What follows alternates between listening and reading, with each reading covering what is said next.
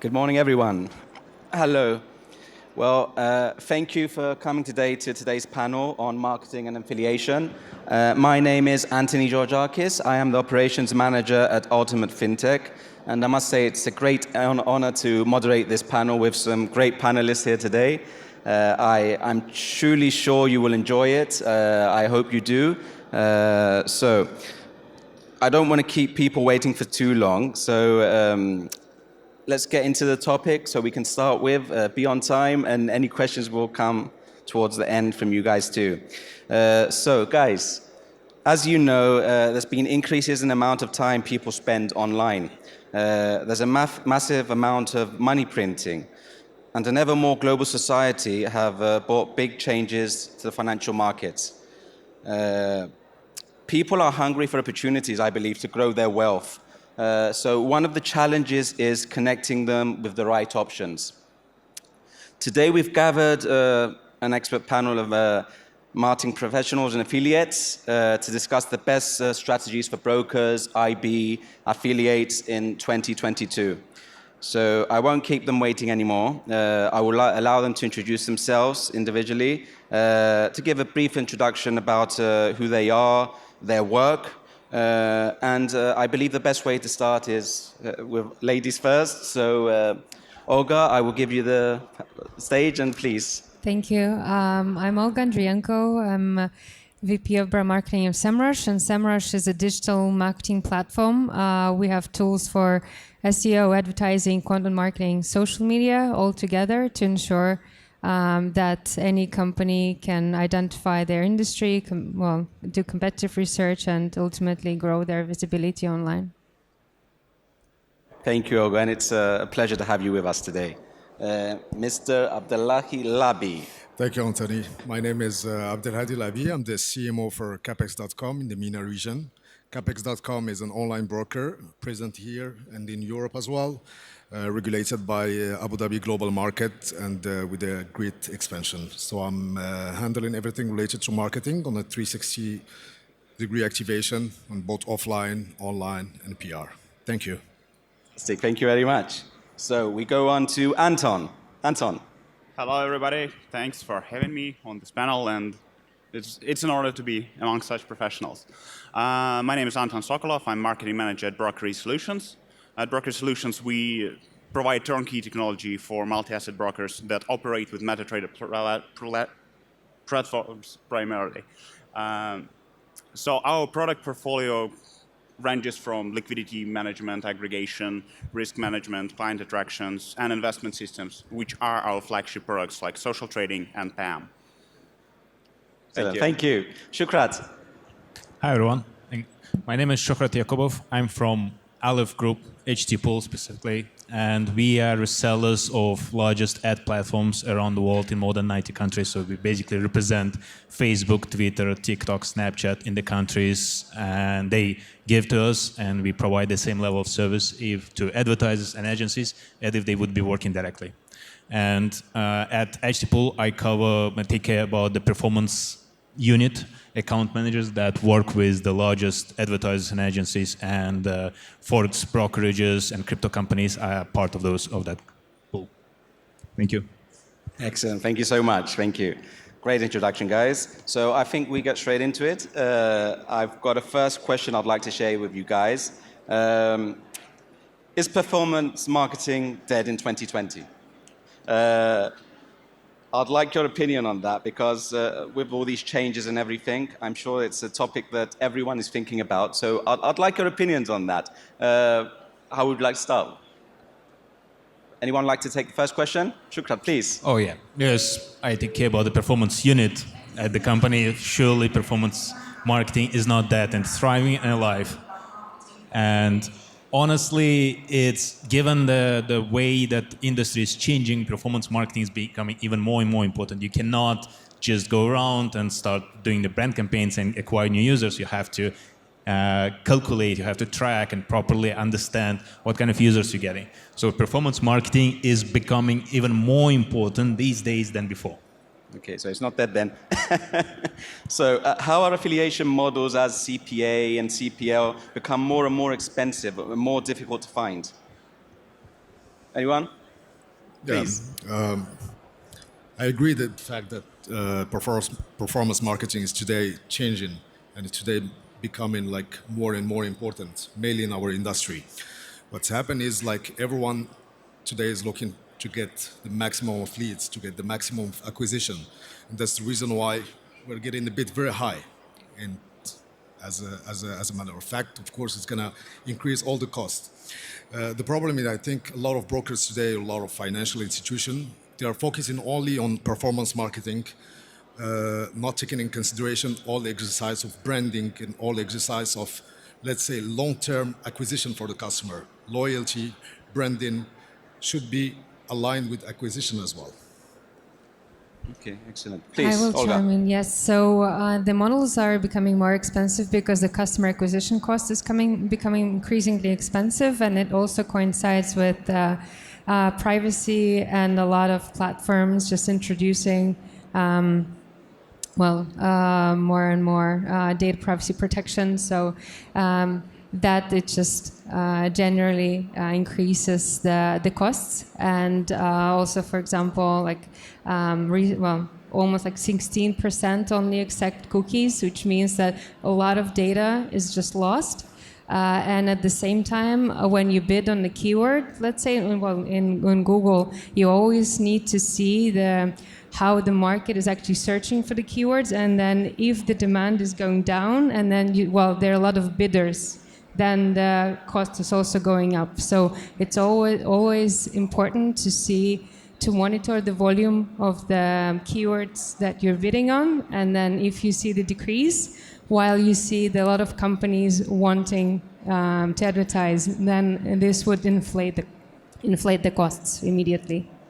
Excellent. Very true. Anton, did you have anything to add Yeah, on that? sure. Just wanted to generally agree that performance marketing can be called a king nowadays, as we used to having content marketing be the king. Now performance marketing is definitely the way to go, as it allows you to put a finger on the results and say that this is what our marketing efforts do, and this is what it gives to the company. But when it comes to the increase in costs, it might be resulting from like companies looking and approaching performance marketing a bit differently than it used to be. And as sorry, Adi, as Adi mentioned, performance marketing should be in line with the whole marketing campaign. It should be in line with an integrated marketing approach. So your message is clear and your message is present omni-channel. Then it will lead to better results in performance as well. Okay. Excellent. So, Abdelhadi. If I may add, also on whether the increases in the cost. Yes, they increased a lot in the last year just because of the changes in iOS, and will be increasing even more. You might have heard about Google announcing similar changes on the Android platform. But the scale of the increase and how much more costly it became to acquire users is different from company to company. If the company is can track the results better, they can allocate and reallocate the budgets better. If the company was more relying on a rule of thumb approach or more relying on a general, less data-driven approach, the performance marketing became even more expensive for them to gather because they don't have enough data. Even the companies, affiliates that they've been working with, they don't have the same data. So the company that we see that in general, on average, the cost CPA, CPLs increased a lot. But what we see that for different companies, the change was different. If you want to sustain the cost per acquisition, you need to, first of all, make sure that you can track it properly.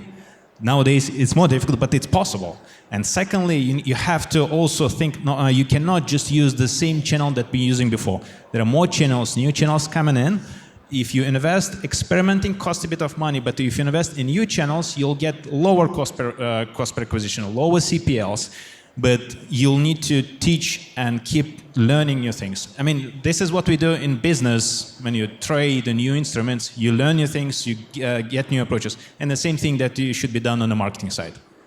Excellent. I just want to add something about this, which is quite interesting, and I totally agree on this. I think today acquisition is a kind of game between all I mean, from one side, all the suppliers, and from the other side, all the companies, I mean, forex brokers or financial institutions, whatever. I remember a few years ago, everyone was using only like mainly Google AdWords for acquisition. And of course, the cost per lead was like going high and high. And then we start using Facebook ads. At this time, it was kind of, let's see, a beginning for Facebook, I mean, to generate like leads from social platform. And the cost was very, very low. And even the quality of leads was quite good. Today, we can see that Facebook cost per lead or cost per acquisition for Facebook is getting high. Sometimes can even reach the level of Google. So it means that it's a kind of game also from the supplier side. That's the reason why. From one side, yes, we have to use like much more, I mean, different channel for acquisition. And I think we must be a little bit smart on the way how we use this channel as well.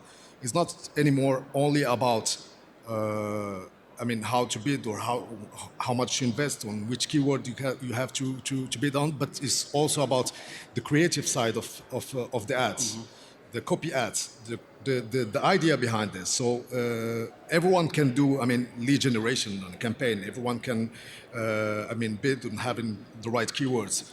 But the idea and the creative part of it, it's not, I mean, is the one that makes the difference.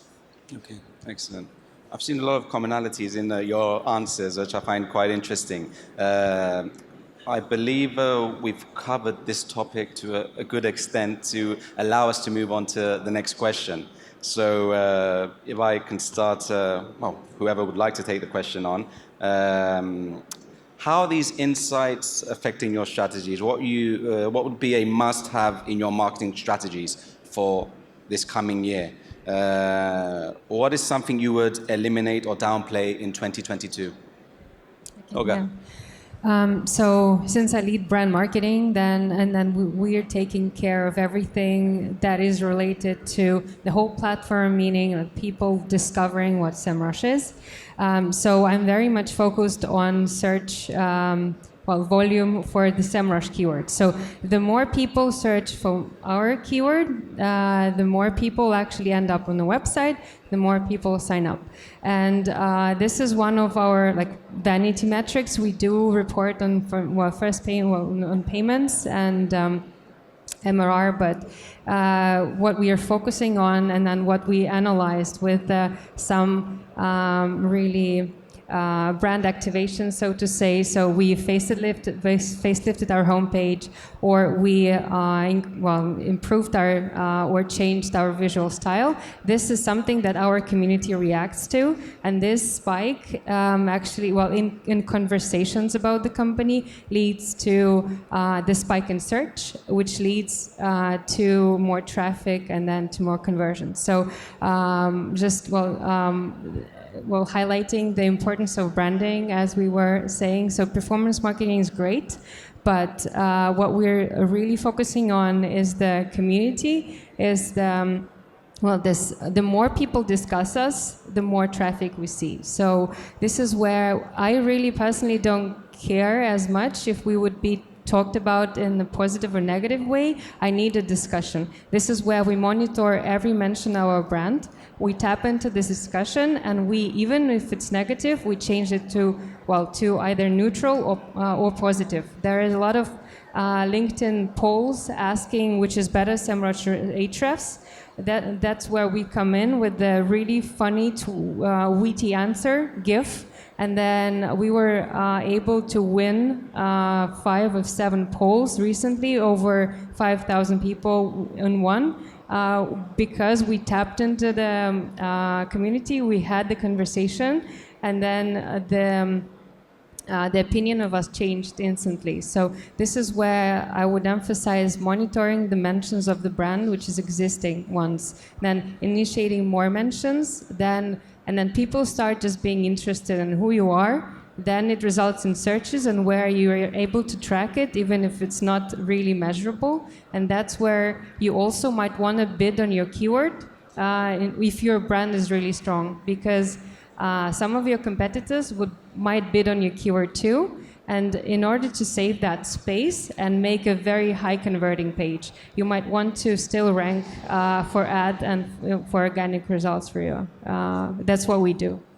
Excellent. Well, I saw a few nods and smiles on fellow panelists here, so I'm sure something would like to be commented on. So please. Yeah, if I can. So basically, it's not about performance marketing versus brand marketing. Just to make sure that we are not against it. We are actually towards each other.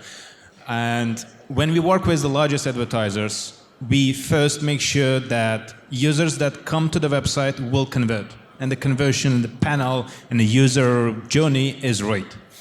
But also, we also insist that you cannot do everything with just performance marketing, depending on the size. But the brand marketing increases the conversion rates on the performance marketing. So we always advise our advertisers, our agencies, our clients that saying, you need to strike the balance. And the balance is you need to make sure that clients not only know your company and they will convert on your website, because there are lots of offers nowadays. You have lots of different brands. Everybody is trying to tap into this user, and what will convert this user on this specific landing page, not on another, is where the user doesn't trust this specific brand. And this is where the brand marketing comes in, because brand marketing is actually about the knowledge about why the company exists, what the company values are, what the company promotes, and whether that user will benefit from working with this specific company. Mm-hmm. So brand marketing needs to exist, but you cannot just rely on performance, just rely on branding. It's the combination that's important. One thing also wanted to add about so different channels are important. You asked about what will change this year.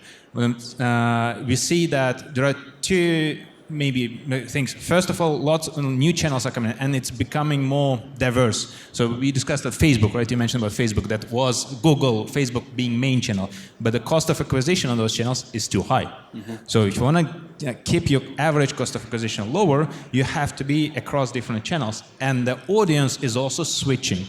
It's not the news that, youngsters are not that much on Facebook these days. They have using other platforms. Facebook is good, is big platform as well, and you can see users there. But if you want to reach out to different pockets of users, is the companies, the audience is being saturated, and if you just focus on one market, we'll have to pay higher price.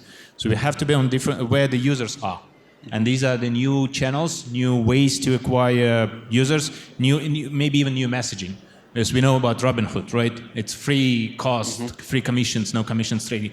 So that's the second one. And the third point is also, if previously it was more about just acquire more and more and more, these days it's more important about the retention, because you want to acquire the user because it's cost you too much to acquire each specific user. It makes sense to bring the user, educate them properly, and make sure they're profitable. If they will be profitable, they will continue trading, and broker will benefit from the commissions.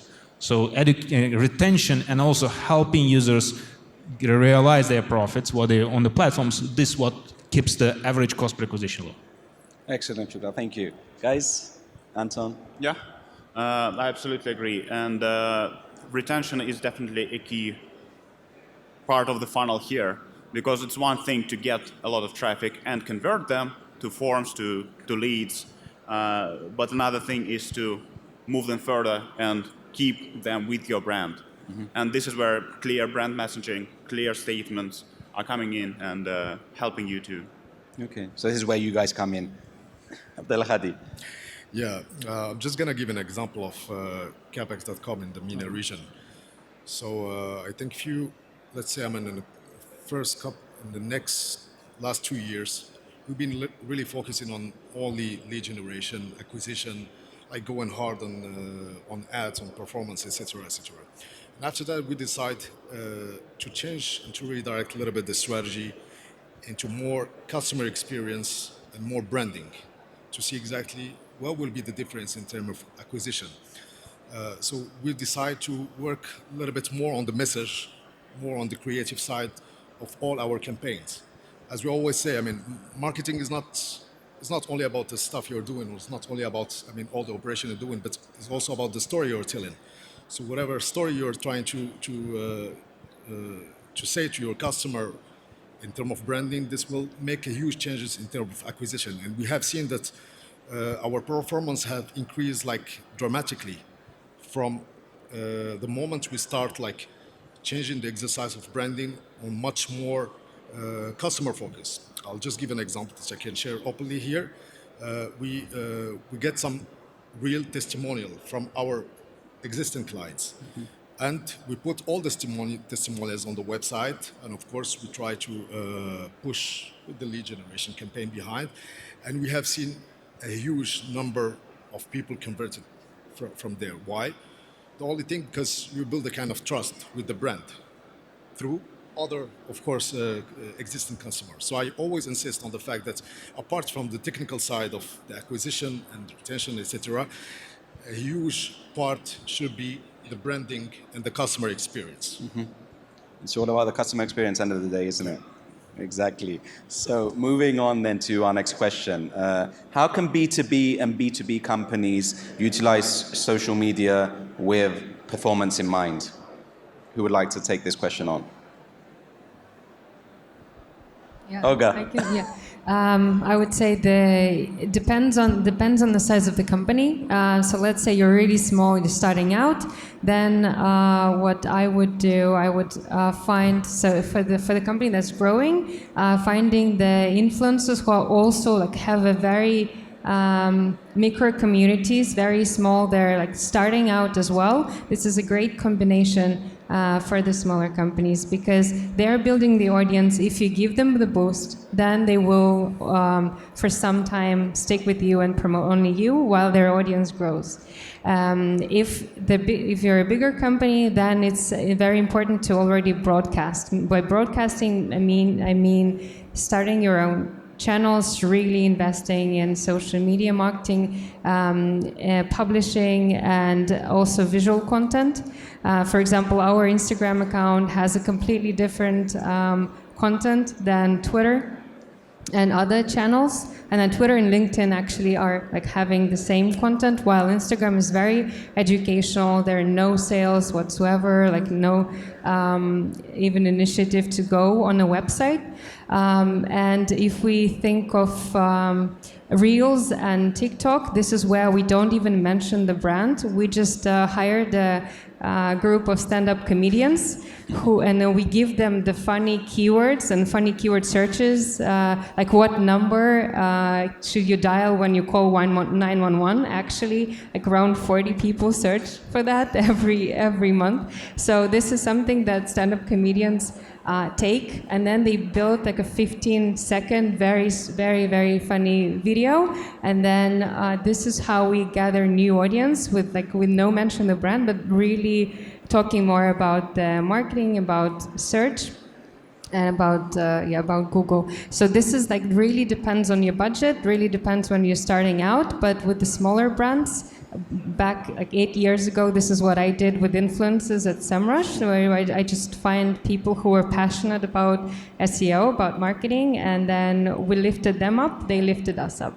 And way bigger budgets now, I am able to do high quality production that costs a lot and invest in the design team and really power our own presence with our own channel and our own team. So it really depends on the size, I guess. Excellent, interesting. Guys, Anton. Yeah, thank you. Thanks, Olga, for the insights and the good case studies. I think you like this topic, don't you? Well, I do like social media, but social media is first and foremost is all about community. So establishing community management will help immensely converting the leads, getting to know your customers, which then allows you to fine-tune your campaigns, fine-tune your settings. So social media should not be approached as just another advertising channel where we push our forms, where we push our banners. It should be approached as a community, as a platform to discuss, to interact and engage. And this engagement will lead to higher conversions at the end of the day. Okay. Anyone else want to comment on this? And we'll go to the next question. Well, to me, I think social media is about segmenting per pillar and per customer. And as we say, it's about building community and creating the content. So the more you have an original content, the better chance you have to reach much more customer within your target market. So it's really about like segmenting your content per pillar as per your target market. Okay. Okay. So I can, if I may, just if you have a very well, if you're targeting clients with a very high check, so the very like your product is very expensive, don't bother. This is not the channel that would be highly converting in B2B. In B2C for sure, but if you're like charging like thousands of dollars per product, this is not social media. Can be left out, I would say. I totally agree with you. I think I would agree on that too. Social media is mainly for retail or for B2C. I don't think Shukhrat agrees with us. Yeah, I mean, sorry to... No, feel free. It's a social media as a channel of communication. It's like your website. You have the website news and updates. The same thing on your pages. It just exists on a different platform. It's not your blog on your website. It's just it doesn't mean that if you have a product that's too costly that, I mean, decision makers don't exist on social media. Decision makers use Facebook, they use TikTok, they use Snapchat, even maybe to talk to their like kids or whatever, but they are there. So I completely agree that the communication needs to be different on different platform, but it needs to be considered that each presence, it should be portraying company product, company values, what the company is doing, so that if the user is on this platform, they understand what the company is doing. And actually, I would say social media, it's more about reacting to make sure that users have one source to talk to the company and consider that company, have feedback from the company, maybe share even negative feedback. It's much better to resolve this negative feedback on the social media because others will see. And if the client is happy, the other clients will also understand that the company is kind of can resolve the things and be client oriented. Me personally, and as a company, not me personally, but as a company, we look at social media as a performance marketing channel. Yes, we generate lots of leads. Actually, our advertisers, they generate big chunk of one third or one half of their leads from social media channels. It's a paid channel. It's a really good channel. Not all of them lead their pages as you would see like the template communication channel. They sometimes use it as a pure performance channel.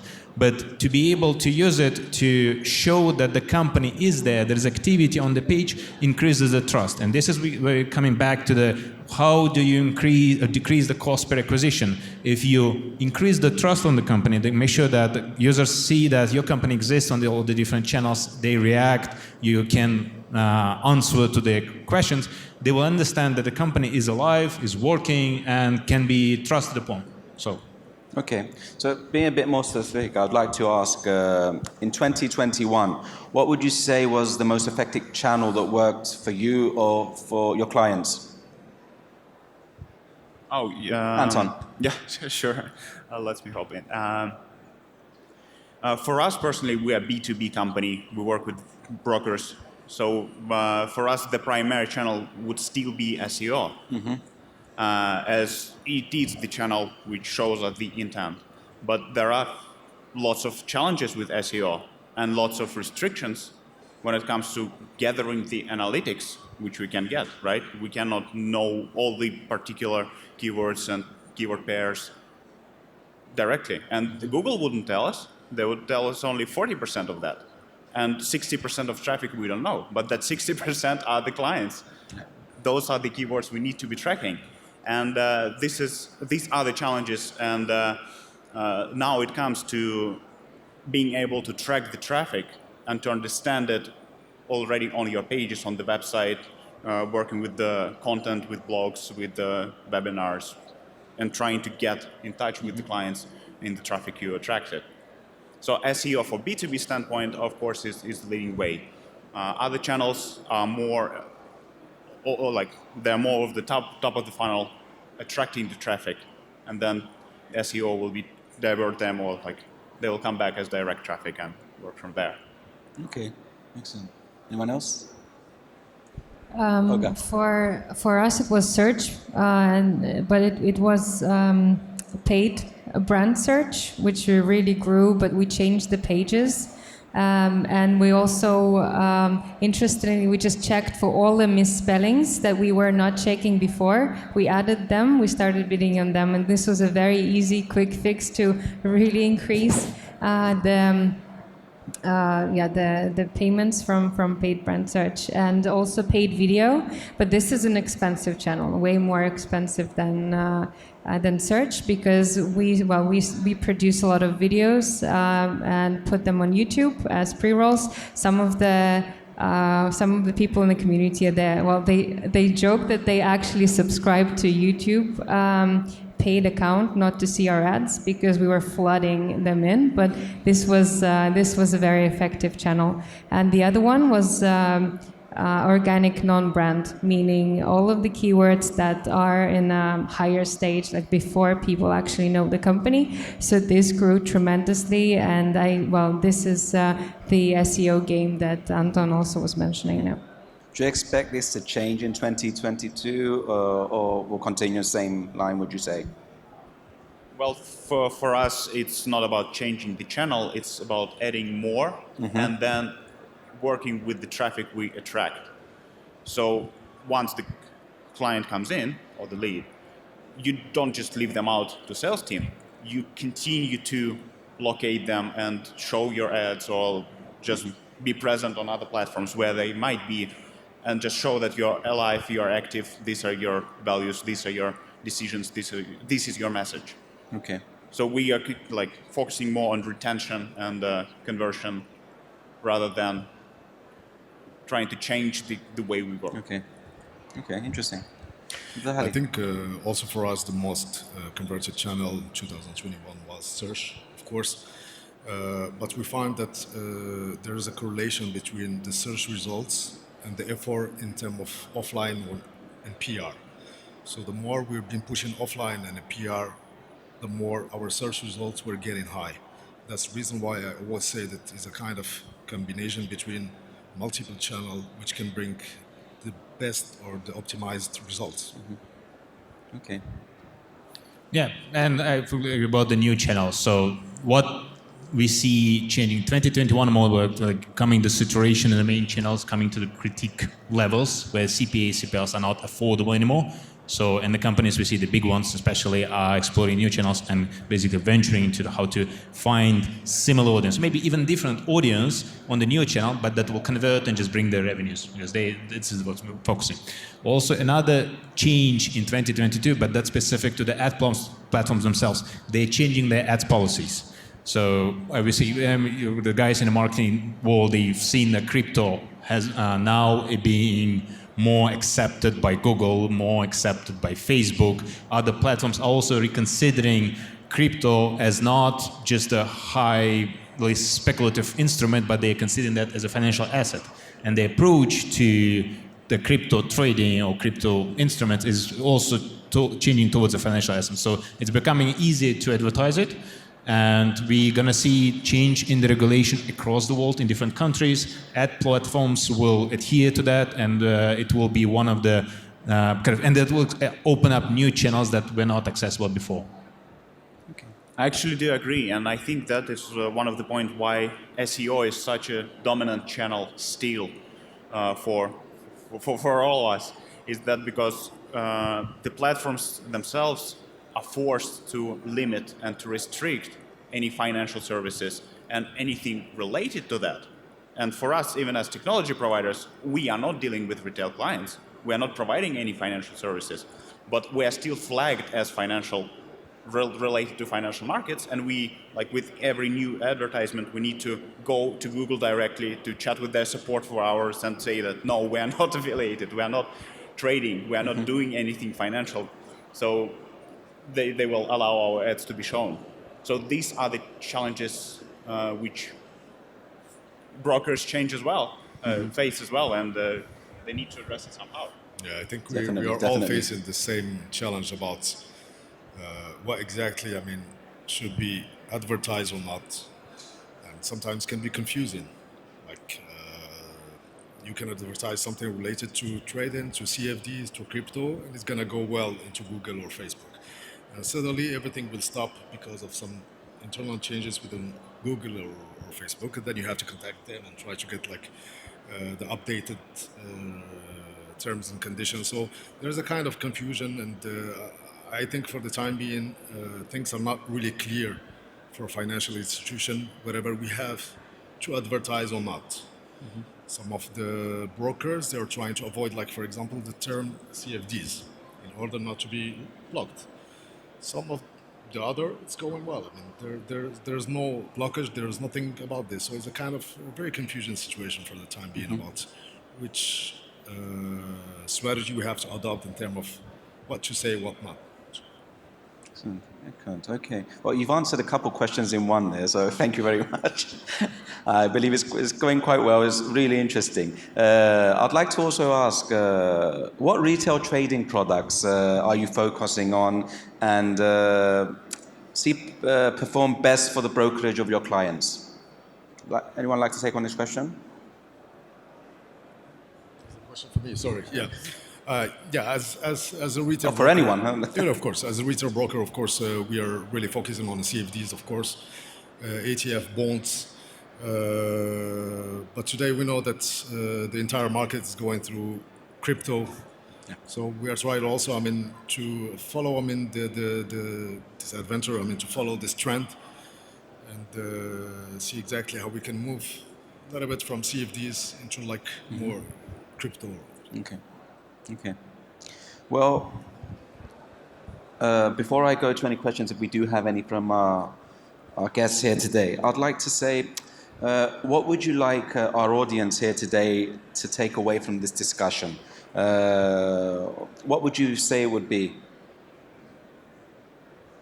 I would say focusing more on omni-channel presence and on crafting the unique message which will define the brand. As mentioned, this will allow clients to find you, to trust you, and when it comes to advertising, when you're advertising not a product directly, but you advertise a service, you advertise values, people will respond better, and the platforms will actually allow it more often, more frequently. Being in tune with the brand is always the key in advertising and going forward. Okay. Anyone else? Yeah? Yeah, so as a takeaway, I would say this year markets are highly volatile.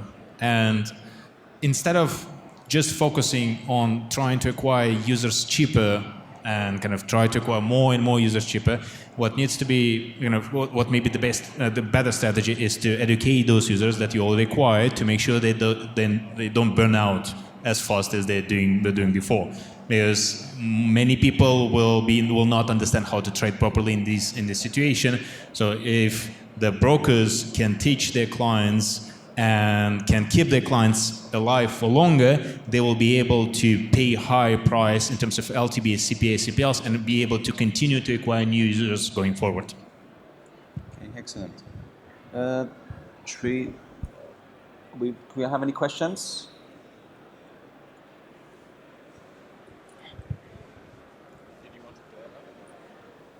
Thank you so much. I agree with a lot of the things shared. Was really insightful. Just on the cost of the CPA, one thing that was not mentioned, I think, was COVID. I read somewhere that that COVID really speed up the digital transformation.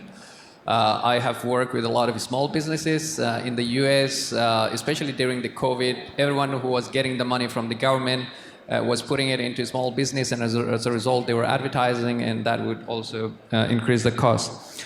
Now, my question is probably from Shukhrat. You're in more the performance marketing and advertising. How usually you navigate between the platform regulation around CFDs and crypto? I think there is a lot of this gray area that sometimes your ads gets approved, sometimes it gets rejected.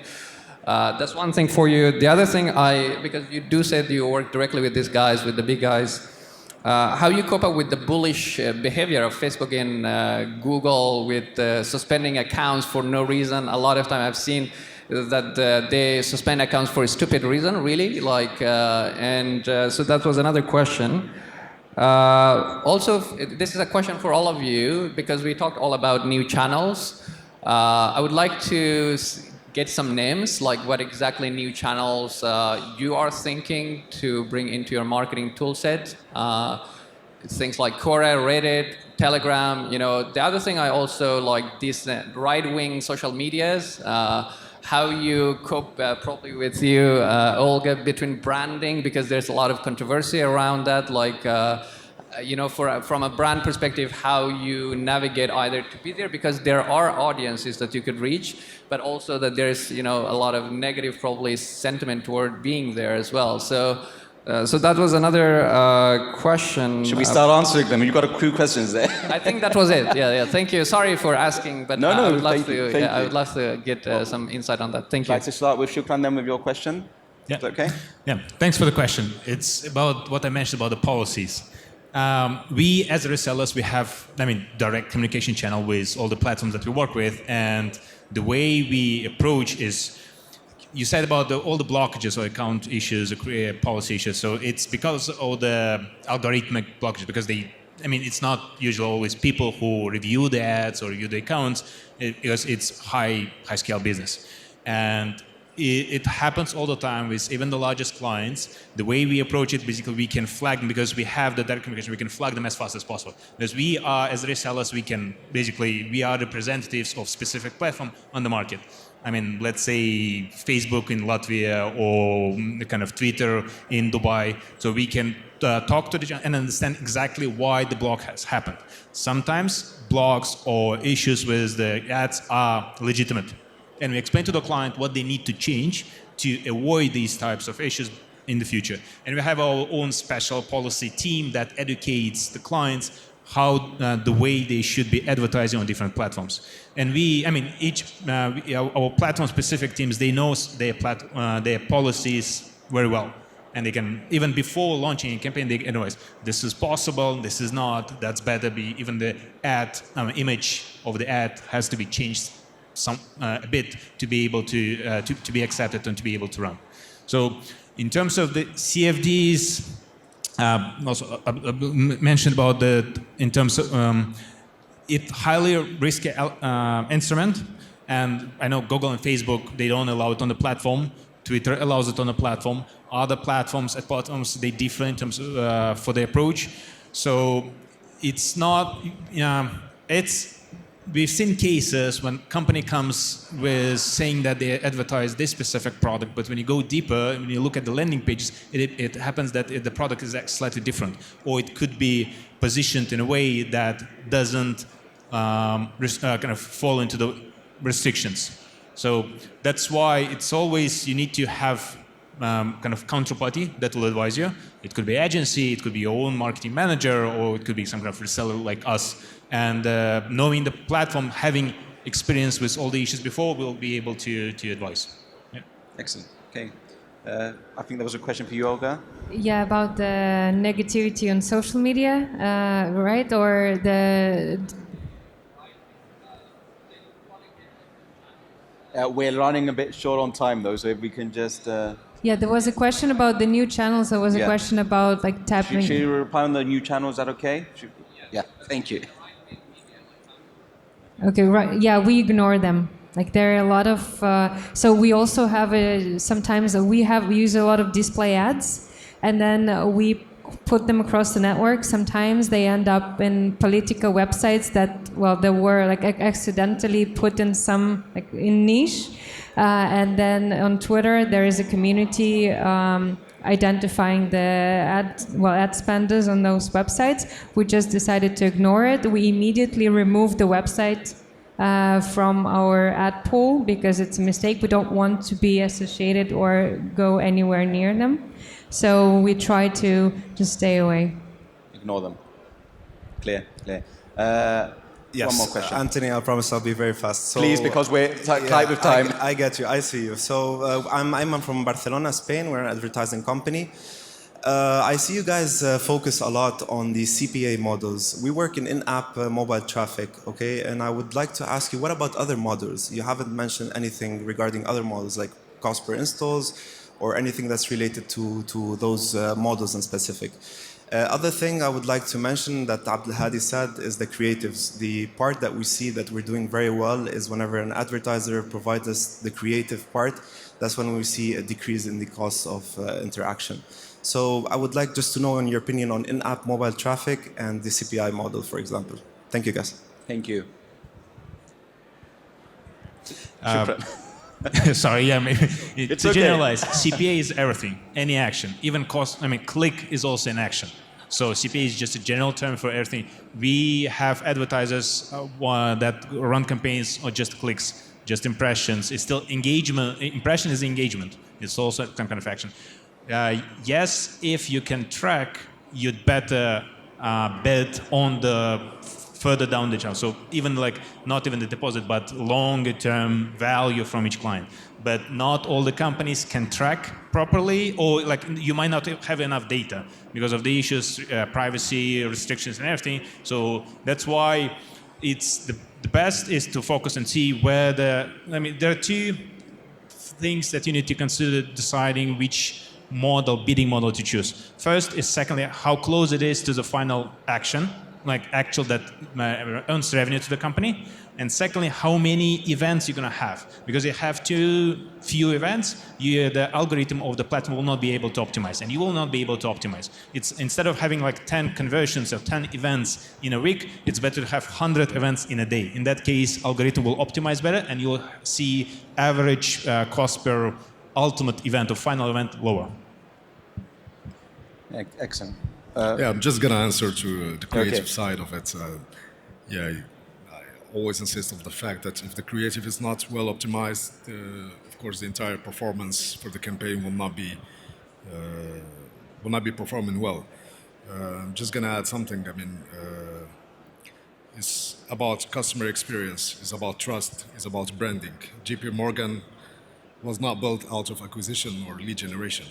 So we have to keep this in mind. It was built out of branding and out of trust for the customer. And that's the reason why I'm always giving JP Morgan as a kind of huge name. That's why it was a successful company that we are seeing today. So yes, acquisition is a kind of support to get like more business, but it's about branding, trust, and customer experience. Okay. Well, I'd like to thank you all for being here today. I'd like to say what an honor it has been to be with some great people here on stage.